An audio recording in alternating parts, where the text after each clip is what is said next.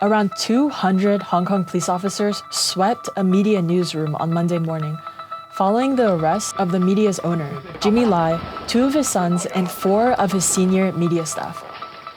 So you're probably wondering, who is Jimmy Lai if you haven't been keeping up with Hong Kong news? Jimmy Lai is a billionaire media mogul who founded Next Digital. Next Digital is the largest listed media on the Hong Kong Stock Exchange. But most important for this story, Next Digital prints Apple Daily, a tabloid-style newspaper, and it tends to favorably cover the Hong Kong democracy movement and criticize the Chinese Communist Party. So you're probably thinking, why did they arrest him? Why did they arrest a 71-year-old man? And it's actually not clear exactly at this time why they arrested him, and that's part of the problem.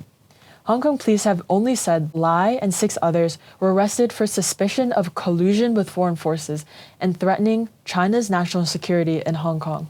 Aside from arresting Lai, about 200 police officers raided the media newsroom. And since Apple Daily is a media company, they live streamed the entire thing. In the live stream, you can see a massive amount of police marching into the building. You then see the police officers lining journalists up and taking down their information. The officers were sifting through desks in Apple's newsroom, even though it kind of seems like they don't even know themselves what they were supposed to be searching for. And at the end of the search, they carried out bins and bins of collected files and evidence for a charge that no one even knows yet. And then when media came to the Apple Daily headquarters trying to report the raid and the arrest, Hong Kong police barred certain media outlets from reporting at the scene. In a video captured by local broadcaster Radio Television Hong Kong, a police representative explained that they'd only permit reporters from media that haven't hindered police operations in the past to enter the premises. And these barred media included Reuters, AFP, Associated Press, Now TV, Initia Media, Stan News, and In Media Hong Kong. Reuters, AFP, and Associated Press are all English media sources for the international community. This is how the world can know what's happening inside of Hong Kong.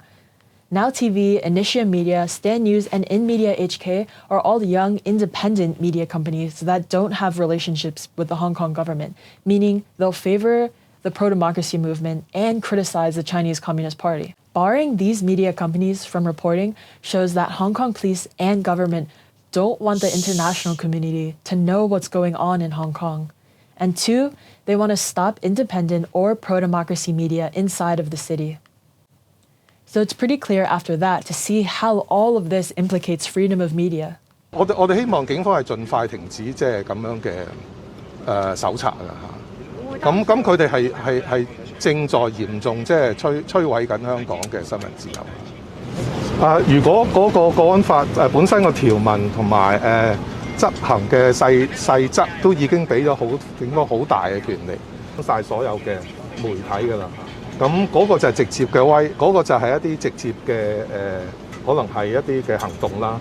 咁間接嘅嗰種心理壓力、白色恐怖，其實就已經影響緊所有人。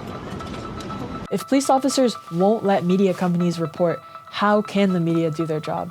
How can people know the truth? If 200 police officers can raid your newsroom with a vague charge with no specifics to take you to jail, how can the media freely report the truth without fear of freedom and their life? Joshua Wong, a very prominent Hong Kong activist, tweeted this yesterday in response to the Can you imagine the newsrooms of the New York Times or The Guardian encountering something like this? The national security law criminalizes subversion, secession, foreign collusion, and terrorism. The maximum sentence can be life in prison. And yet the charges are completely up to the jurisdiction of the Hong Kong government and China. And inside the law, it's written that the Chinese government, under the Chinese Communist Party, has ultimate jurisdiction of how the law can be interpreted. Yesterday's arrest of Jimmy Lai and the raid of Apple Daily's newsroom is a clear indicator that Hong Kong press freedoms are in a very, very dangerous position.